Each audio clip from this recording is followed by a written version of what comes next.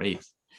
Well, thank you again, Kelly, for joining us. Hi, everyone. Ravi Mickelson, one of the co-founders of ATMOS Financial here. I am here with my wife, Alira Mickelson, and we are joined by Kelly Sorenson, the executive director of the Ventana Wildlife Society. And we're speaking today a few weeks out from Endangered Species Day. And Ventana Wildlife Society is focused on the preservation and rehabilitation of endangered birds, specifically in the Big Sur and along the California coast. So Kelly, thank you so much for joining us. And as you can see, we are both big fans of the work that you do. Thanks for having me, and thanks for wearing those shirts. It was our pleasure, and it was the least we could do after the fire came through and destroyed the sanctuary and other habitat. So trying to do our part. Yeah. I mean, so starting off, I mean, so one, why my wife is joining it. Alira is probably is the biggest condor fan that I know, and is how I got connected to Ventana Wildlife Society, and how we asked you to be on our platform so that members could donate. So I'll have her ask the majority of the questions. I will chime in with a few, and I'll be more of a timekeeper because I know that she would just want to talk for the rest of the day and into tomorrow. Yeah, so just first, like, how and why did Ventana Wildlife Society, or VWS, which we'll use as well, it's an acronym, how did it get started? Why? Well, a group of founders in the 1970s heard about a piece of property in the Ventana wilderness that was up for sale, and they had this idea that they could use it to benefit wildlife in some way. And so they acquired the property, and then shortly thereafter, in the 1980s, the organization started reintroducing bald eagles at that location. So that's really how it all got started. Awesome. How did you first learn about VWS, and what drew you to get involved specifically? Well, as a kid, I always loved wildlife. And when I went to college, I started out in engineering school and then quickly realized it wasn't for me. And really, rather immediately, while I was as an undergrad, shifted focus and started a bald eagle monitoring program for the state of West Virginia, where I went to undergrad. And this was in the early 1990s. And at that time, Ventana Wildlife Society, then a slightly different name, was going to start was already releasing bald eagles on the Big Sur coast. And so since I had that experience working with bald eagles, it was a match made in heaven, and I'd never seen Big Sur before in my life. There was no internet back then, by the way. There still isn't very much internet down there. So. But I couldn't do much reading ahead of time, so it was kind of fun to just show up and see Big Sur for the first time and have to live there, not knowing what it looked like. So that was fun. What was your first impression of Big Sur, if I may ask? Oh, mind blowing. I mean, when you see this amazing, mountain range so precipitously drop into the ocean, and just, the incredible diversity of habitats and wildlife, for a guy like me, I mean, it's just like heaven. And the people there truly love the environment. They protect it very, very closely guarded. And I love that about the community and the whole Big Sur area also. Awesome. Thank you. When you first started with VWS, did you know it was your career, or? I was hoping it would be. And at the time I was a field biologist, and it was just a summer job, and so from one summer to the next, I would go back to West Virginia and keep working on my undergraduate degree. But come 1995, when I'd finished, the bald eagle project was winding down, and it didn't look like we were going to be releasing more eagles. So I sharpened my pencil and I started sending my resume all over the place. And that's right when I got a phone call from the founder of the organization, who asked if I wanted to start a condor program. And so I was just in the the best, time and place possible for me and for what I wanted to do in life. Had you already started studying or working with condors on some level before then?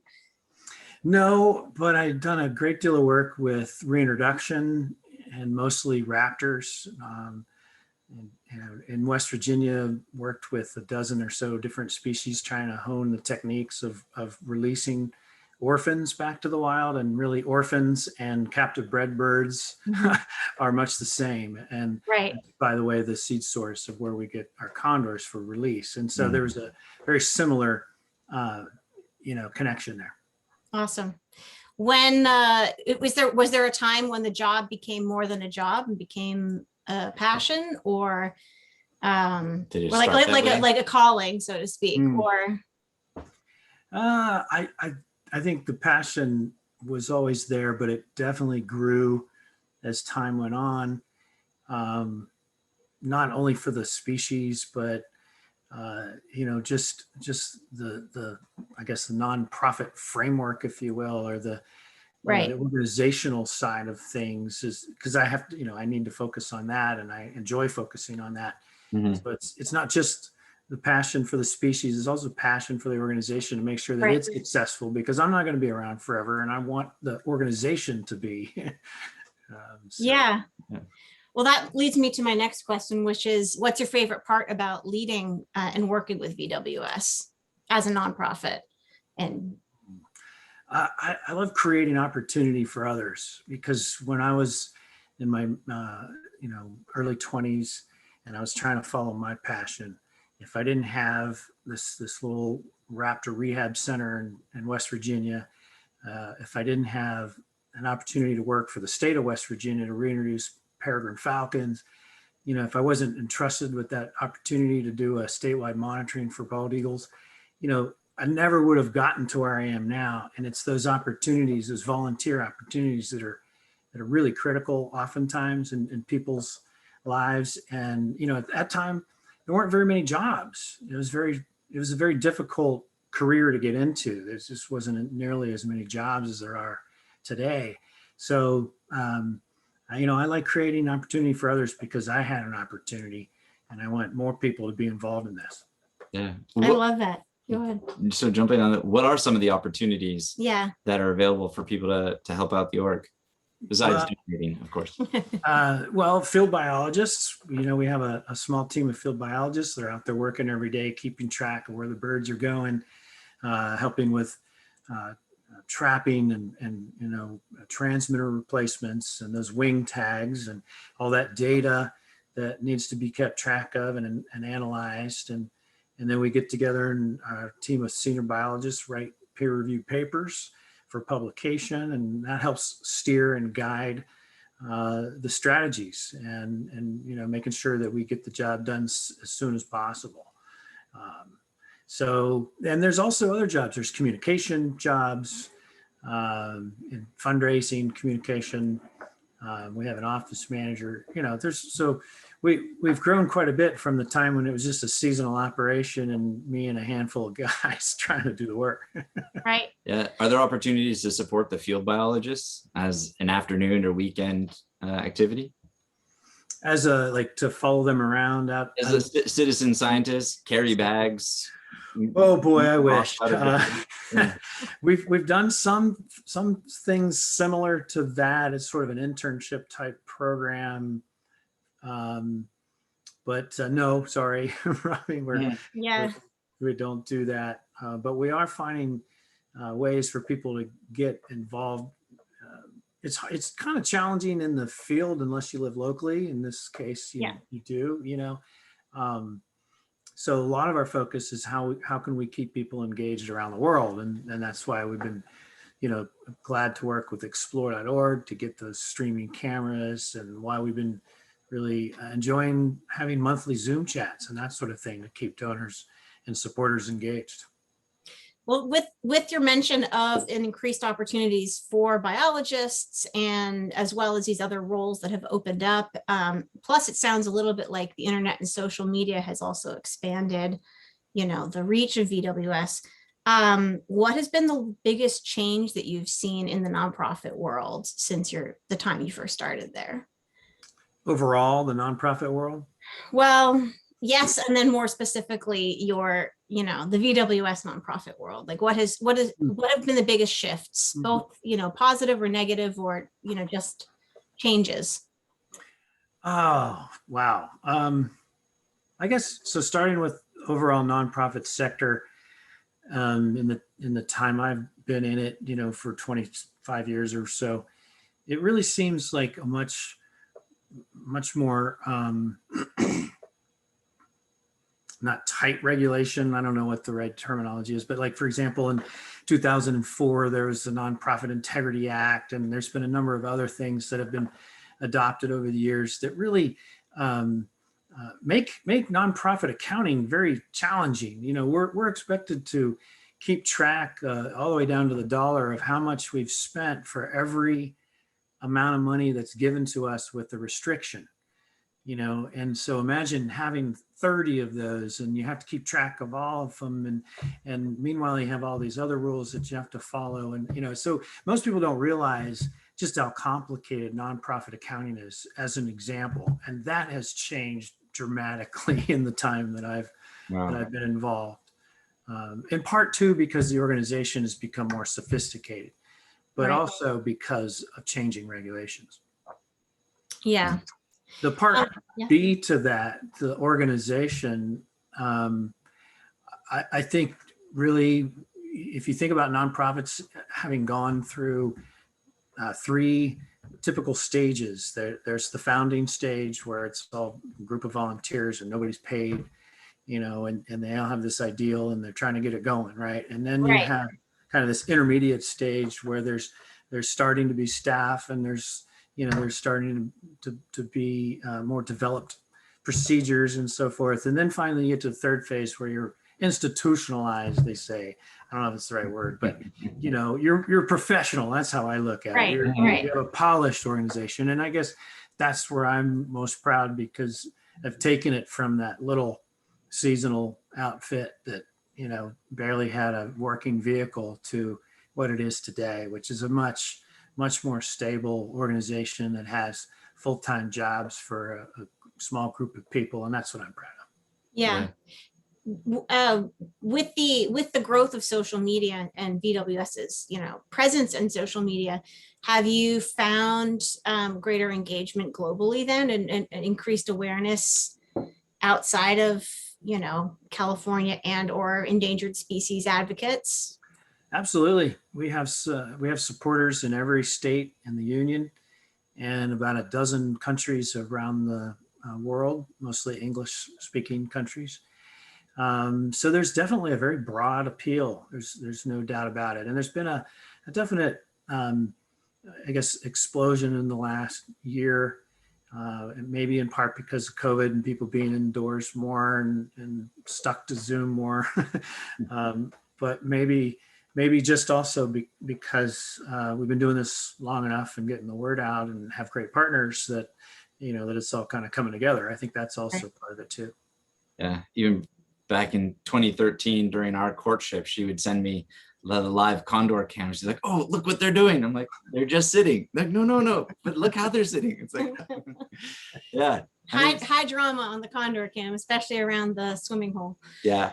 Yes, definitely. I mean, they've definitely grown on me. And then we do watch the condor cam, and we're watching the nest cams during the fire and stuff until the video feeds went out. And it was, tough time. It was terrible, but glad that they're back and most of the birds survived. Speaking of the changes and what you're proud of with the org, is there a singular impact, either as an org or with a bird or pair that you're proud of or that you want to share? Yeah, is there a moment or story? Well, I mean, I love telling stories. As far as what I'm going to be proud of in a story that I could tell there is sort of, think of these wing tags that these condors carry around, and and what they symbolize really. And they symbolize the need to be managed. They need to be watched over. We have to get more from the zoos and release them in the wild. We have to continue to work hard to reduce threats in the wild so that they're living longer out there. That's really the bottom line, But when the tags are no longer on those birds, it symbolizes more freedom. It symbolizes their independence again, that they're self-sustaining. And that's what I'm going to be proud of. Yeah. We're not there yet, but that's what this is really all about. Yeah. Getting to that point. That's an amazing point. Is there a number of birds in the wild, or is there a moment like here's the line, when we cross that, then we can remove the tags? A benchmark? Yeah. So great question, because in terms of the sheer number goal, we actually have the raw numbers to justify downlisting the species from endangered to threatened. Now, mind you, that doesn't mean they're okay. They would still be threatened at that point. However, we do not have the third key element or criterion to justify that change, and that is that the birds need to be self-sustaining. Now, we have to understand that unfortunately condors are dying at such a high rate that if we weren't adding more birds from the zoos to the wild, their population would go backwards, much like it did right before the 1980s when they all had to be brought into captivity. Right. And then, years like 2020 were so bad because not only do we have the underlying problem that we haven't stated yet, but I'll just go ahead and say it, is lead from spent ammunition that they get in their food supply. It's the biggest threat by far. And we know that that's the primary source. Some 107 condor deaths have been recorded in the last 25 years, and 50% of those are attributed to lead poisoning. So we know that's a huge problem. So anyway, back to the whole population and whether or not we can, go forward with endangered to threatened. No, because again, they're just dying too often. And so think of it also, humans, for example, we reproduce more slowly than condors do. And the US Census just came out. It was 331 million people, and worldwide we're up to like what, 8 billion or something like that. Yeah. So it's not a reproductive issue, right? It's a mortality issue. And back in the 80s, when the condors were brought into captivity to start this whole captive breeding program, they only had about a 75% chance of making it from one year to the next. That's how bad it was. Now it's much better. We've done a lot of great work, but the lead poisoning is still our biggest problem. And both the state and then county legislation banning or pulling lead bullets out of the ecosystem, that's been a bit of a slow rollout. I mean, it's a huge legislative win, but it's still, it feels like time is ticking till, there really is no lead, in that area. Well, and let me back you up a little bit there, because the statewide statute that went into effect in 2019 requires the use of non-lead ammunition. It is not a ban on the sale of lead ammunition. So, if you're just wanting to protect, your family, Second Amendment right, you want to shoot targets, you can use lead. It's when taking animals that you cannot use lead. So if you go to the stores right now and look for non-lead, especially in the last 6 months or so, it's been really, really bad across the board. And copper ammunition, the best alternative to lead, is just almost impossible to find.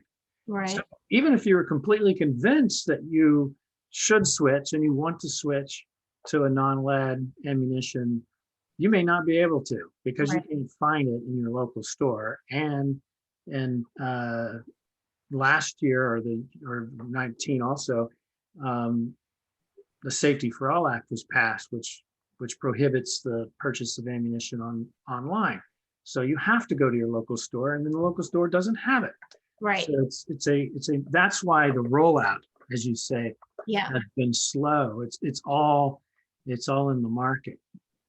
Thank you for that correction. And is there something that consumers can do to help push that transition? Yeah, that's a great question.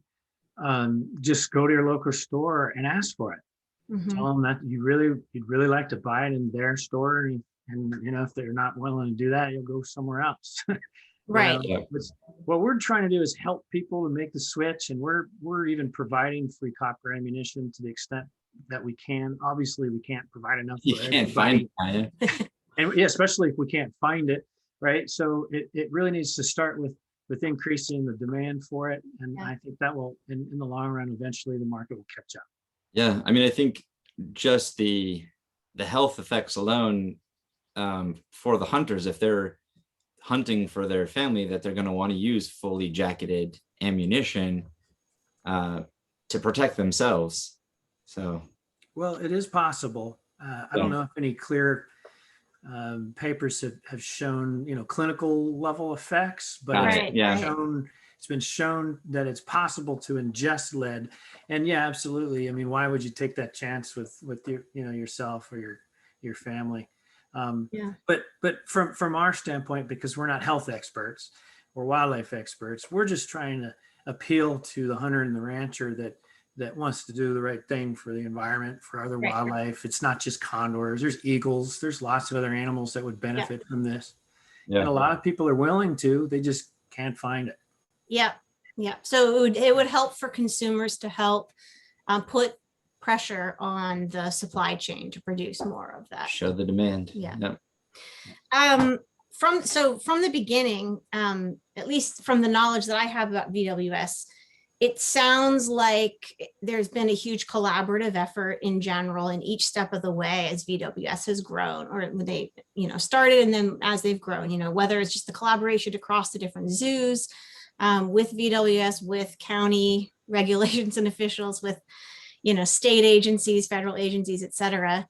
I mean, is that a correct assumption that there's been a lot of collaboration from the beginning? Okay. Oh, yeah. In fact, we even included it in our mission statement. It's so important to us. Yeah. In the for-profit world, it makes sense perhaps to be as competitive as it is. You kind of want to, force that competition to drive quality, I guess, lower prices, that kind of thing. Yeah. But in the nonprofit sector, especially when you're dealing with the crumbs, as I like to say, the amount of funding that's available to the environment and for the work that I love in wildlife recovery, it's very little. So, it really behooves us to work together. Whatever information we have can help each other. It's really about the species here. That's really what it's about. It's not our own proprietary interests. So it's very different than the for-profit world in that way. And we've just embraced it head on and love our level of collaboration at all levels, government and non-government as well. What makes collaboration more or less effective and sustainable? So which elements will support a collaborative effort to be successful or diminish its returns?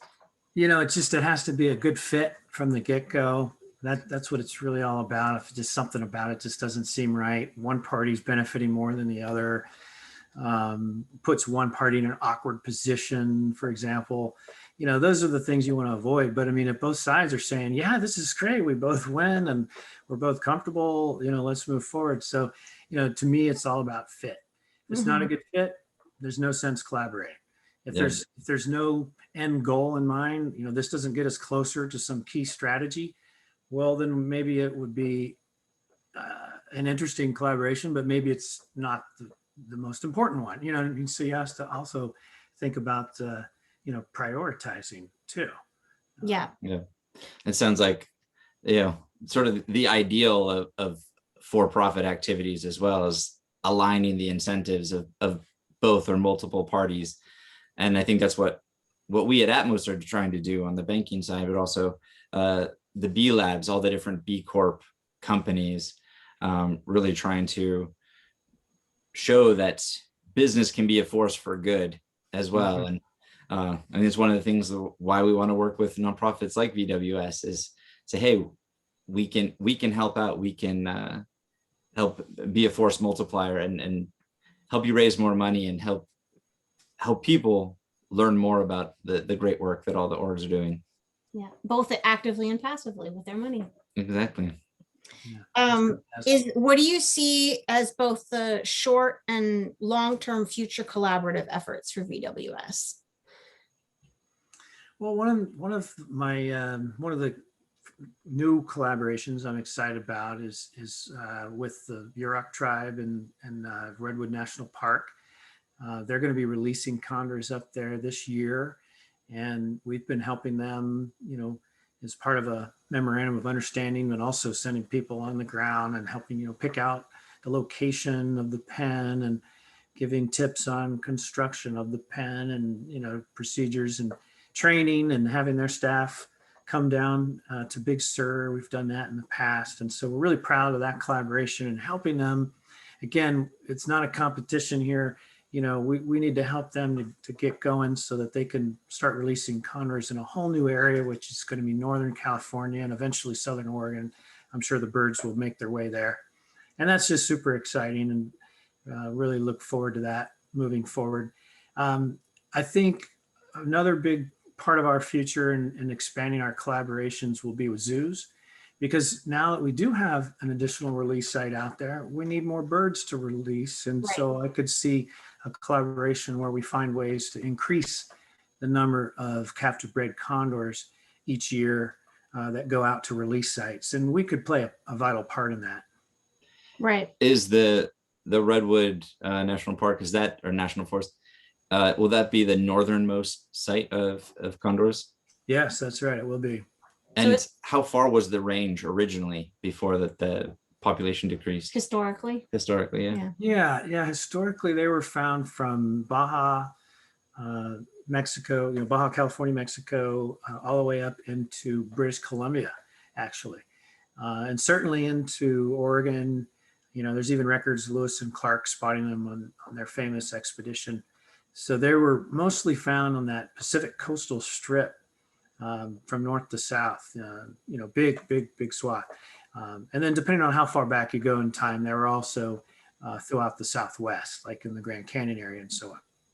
So, so it just seemed like a good segue to mention that that's where all the condors are being released today, since we're talking about the Yurok tribe up north, and then Ventana Wildlife Society is focused in Central California, and our partner with Pinnacles National Park, which is also central.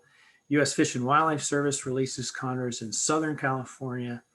The Baja project is managed by San Diego Zoo and the Mexican government.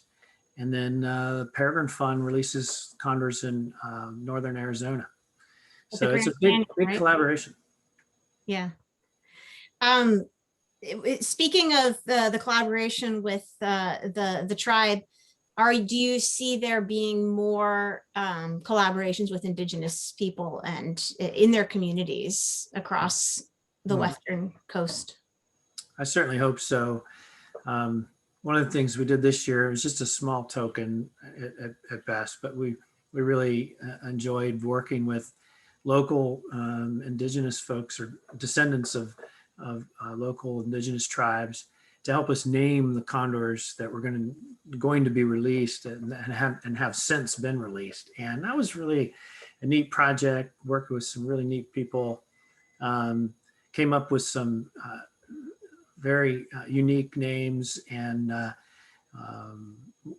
one of our collaborators even recorded her own voice on how to pronounce those names. And in fact, those are on the website. You can go and click on those and hear their bios and hear how their names are pronounced and all that. So that was a really nice project, but I'd like to see even more meaningful projects, much like the Yurok tribe, and Redwood National Park. That's a very meaningful recovery project. It's not only recovery of the species for them, it's helping mend their culture. Mm-hmm. Yeah. Yeah. Repair the relationship. Yeah. What's your next? Oh, I wanted to ask a little bit more about the condors as we're talking about them. As a species, is there something about them that has surprised you? Behavior or new scientific findings or historical findings from fossil records? Yeah, I think quite a few things.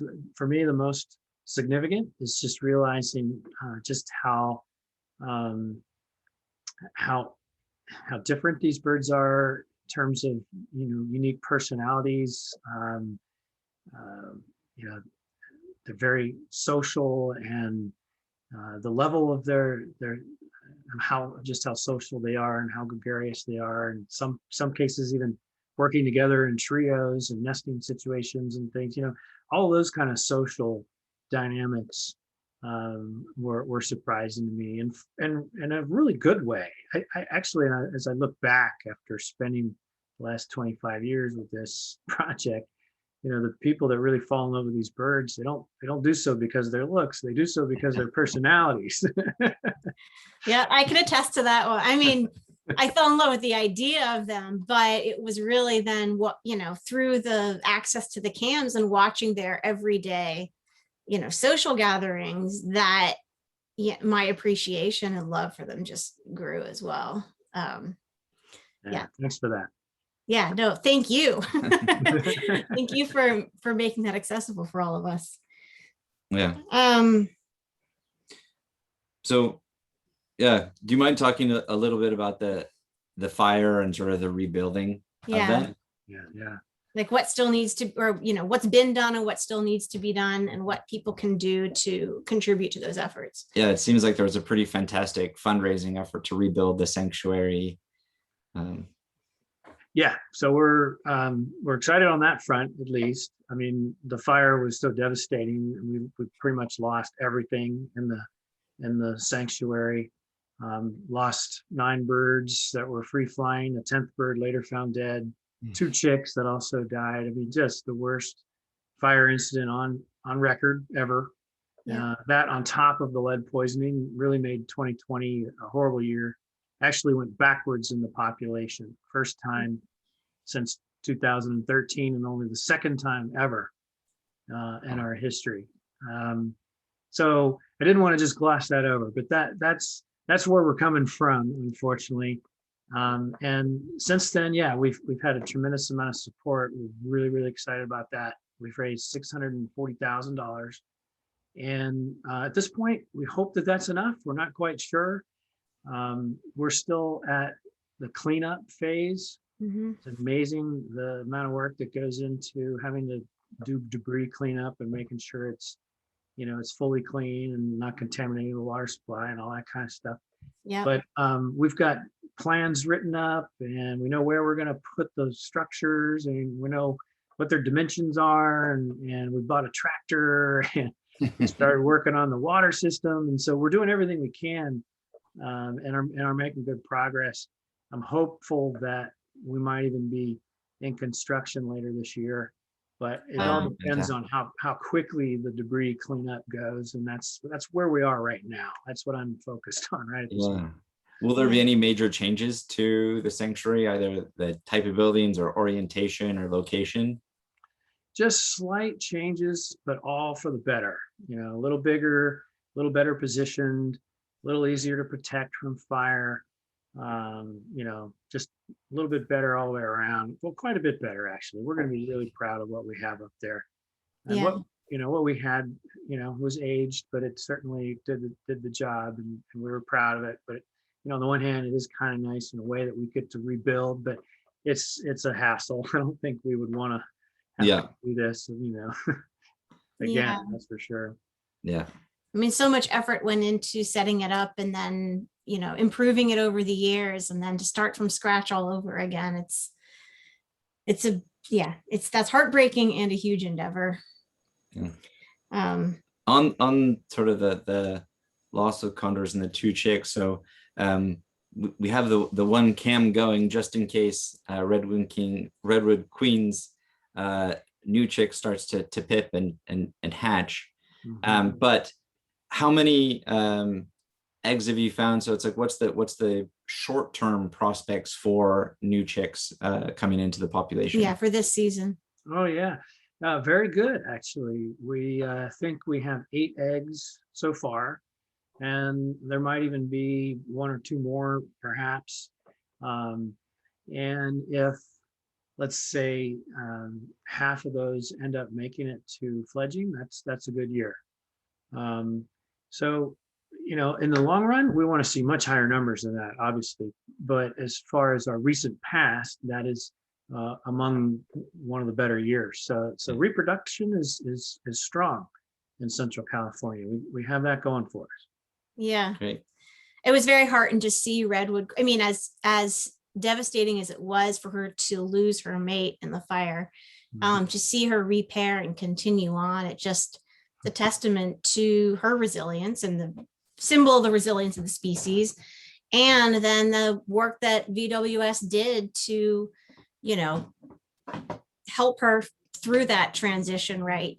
With her first chick being taken back into captivity. So it just, yeah. I really appreciate it. I mean, I can't say it enough, the work that VWS does for it, that does for the condors and for Redwood Queen. And I'm sharing the video with you. So looks like Redwood Queen's come onto the ledge right there. Awesome. Yeah, what I like to say. Oh, I'm sorry. I just want to say it's a great symbol. And I feel like just sort of encapsulates the story of why VWS does what they do is for these moments, even when they face these, devastations, as a species, VWS is there to help them, recover and keep going. Yeah, what I like to say is the birds haven't given up, so why should we? Yeah, I like that one. That's a great phrase. Yeah. What can we do as individuals? Are we doing enough in terms of, making donations or making choices about how we handle litter and lead and open water cisterns in condor areas and so forth? Like, I know these are many of the things that can harm the free-flying birds. What can individuals do, that maybe people aren't doing already? How can we do more? Yeah, and keep in mind, a lot of my answer pertains to, hunters and ranchers, or those folks that are out in those areas, because that's where you're going to find condors, and so that their actions, kind of matter most if you look at it that way from a condor perspective.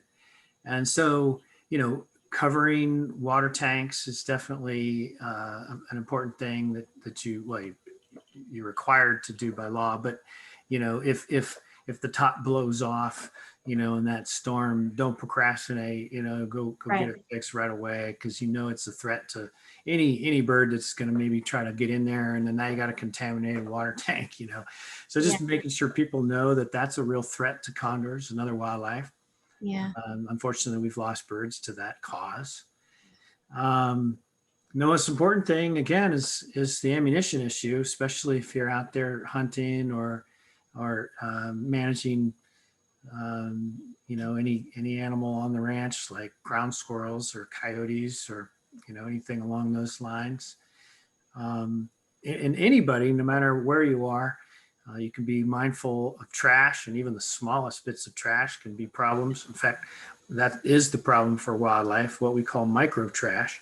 Yeah. Things like bottle caps and other small metal objects can really wreak havoc on animals. And you'd be surprised at how many animals ingest that kind of stuff because they think it's beneficial for some other reason. A lot of times birds will confuse fragments, microtrash, for thinking that they're bone fragments. At least that's what we surmised. Yeah.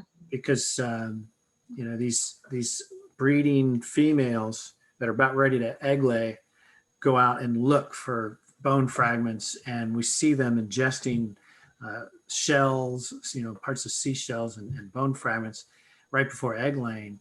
And you can see how every now and then one will get mixed up, Yep. oh, that's a piece of PVC by accident, so Yeah. trash is definitely a very, very important issue. And even the smallest pieces can really make a difference. So all the visitors to Big Sur taking their selfies at Bixby Bridge and up and down, if they stop, if they pick up even just a couple pieces of trash, that could have a beneficial impact.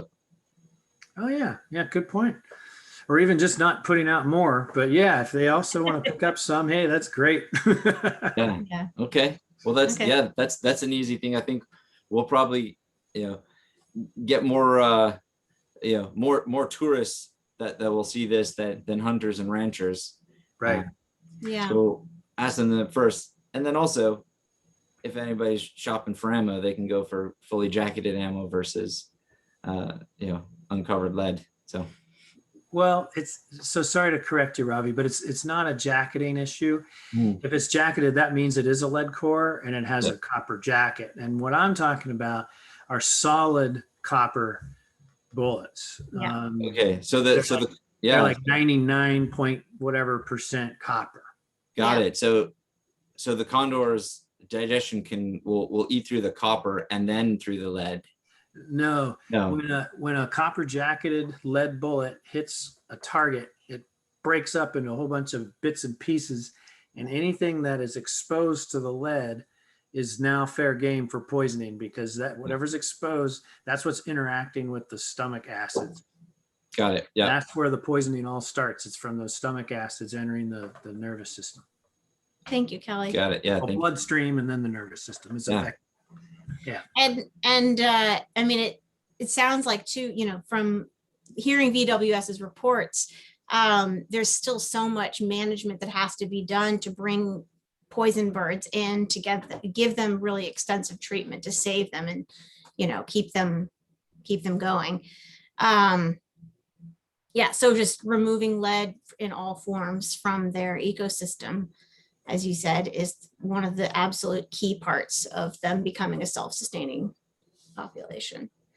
That's right. And, I guess big picture, I'd like for your audience to hear that, we feel like we're on the right track, that we've demonstrated it's not only possible, but that we're going in the right direction. The numbers certainly speak volumes. And then once we get to the point where these birds are self-sustaining, that's really going to be truly remarkable. But you have to realize you can't take a species down to just 22 birds and then bring them all the way back to the point where they're no longer in need of help anymore overnight, especially one that lives over 50 years of age. Yeah. and is a real slow, I shouldn't say slow breeder, they're faster than we are. But you know what I mean? They're a very long-lived species. And then so therefore it's going to take that much longer to recover them. Yeah. Yeah. And of the current population, which bird is the oldest? Kingpin he was 24 last year when he died. So now I think that's Redwood Queen's honor, because I believe she's 24 this year. I have to double check. Always check the bios. Don't trust my memory. It's impressive, but it also shows the mark where, we want free flying birds that are 50 years old, with a very stable population and hierarchy going on, from there down. Quick segue. It does look like there might be a tiny pip on the egg on the condor cam. Oh, but yeah. It's, it's also might be wishful thinking on my part. I see a spot. I know there's definitely a spot that we've seen. Now, is it on the narrow end or on the thick end? Narrow end. Okay, then that's not it. That's not it. Okay. Because that's not where the air sac is. Okay. And it would be dead if it was trying to get out that side of the egg. Okay. Oh, wow. Well, thank you for that too. You're getting a great biology lesson. Yeah. As well. An insight here. Yeah. I just learned that recently myself. Oh, nice. Yeah. So one more question on there then is how often do you learn new things about these birds? I mean, you've been with the org for almost 30 years. There was a gap in there in school, but yeah. Well, to be honest, that one I should have recalled from my from my undergraduate days. I'm a little embarrassed now, but no, there's a lot to learn, and it's exciting. That's one of the reasons why I like coming to work every day. You know, interesting little tidbits too. For example, some of these birds started showing up with 14 tail feathers. Well, they normally have just 12. And so what's up with that? Is that you know, an advantage to having 2 extra, or is it a disadvantage? Well, you know, I geek out on that kind of stuff. So that's interesting to me. But really, what I focus on, and what this whole team focuses on, is the conservation core of this project. You know, how can we be done? How can we get to the point where we have enough birds out there, they're reproducing really well, and survivorship is high enough that we can walk away? You know, that's what it's every day. That's what it's all about. How can we get closer to that goal? Yeah, that's an amazing goal, and one that, you know, we at ATMOS want to help with. And one thing that I'm wondering was, you know, I reached out and I told you the personal story, the connection that we have with VWS is, you know, why did you want to work with us? Like, what sort of drew you, other than it's like, hey, we might be able to do some donations? Was there something more? Oh, absolutely. Climate change, and what we can do, all of us, to address that is, I think, really critical. And that being central to your theme of being in existence, I think, is an accurate way of putting it. Is very attractive to me and other nonprofits, I think, that are working in this sector. You know, it's one thing to go try to save a species, but, you know, if the climate keeps going in this direction to the point where there's a whole 100 or 200 species that don't make it, you know, it's sort of like not paying attention to what's most important, you know. So, but we can't do everything, and you know, that's what I tell my gang. You know, you got to keep your head up. You got to, you know, keep you got to be positive. You know, we can only do so much, but we're going to do a lot for this species. And you already have. Yeah. So with climate change, we can at least team up with you, and you know, we can be a little bit closer. Yeah, and we'll do more with people's deposits as they open accounts to donate some to VWS and the other great orgs, and we'll leverage that money to replace our fossil fuel infrastructure, and each day move a little bit closer. And so hopefully when Redwood Queen turns 50, you'll have reached your goal, and they will be self-sustaining and tag free. Yeah, and you will have grown and become even more successful too. So that's my hope. Thank you. Yeah, and the more success we have means the more fossil fuels we've replaced. So I'm excited for that. Well, Kelly, I just want to thank you again. I don't know if you have any last words for people watching, or well, I mean, right now no one's watching because it's just the 3 of us. But for people watching in the future, any message? Or yeah, so I take it this will be edited down. Maybe a little, but not much. Yeah, no, I mean, I think we covered it, but just to kind of maybe hammer on that point that we're on the right track, but, you know, kind of looking at it in big picture, we might be halfway there. To be honest, you know, we kind of have a long way to go still. So whatever support we can get to make sure it's achieved, you know, is welcome and appreciated. Great. Kelly, thank you so much. It has been such a pleasure and honor to have a chat with you about the work of VWS and condors. Thanks for having me.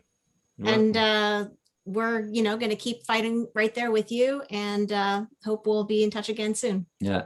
So if you're watching this before May 21st, May 21st is Endangered Species Day. So please visit Ventana Wildlife Society and lend your support. And if you're watching afterwards, you can still lend your support and do a little bit better every day. So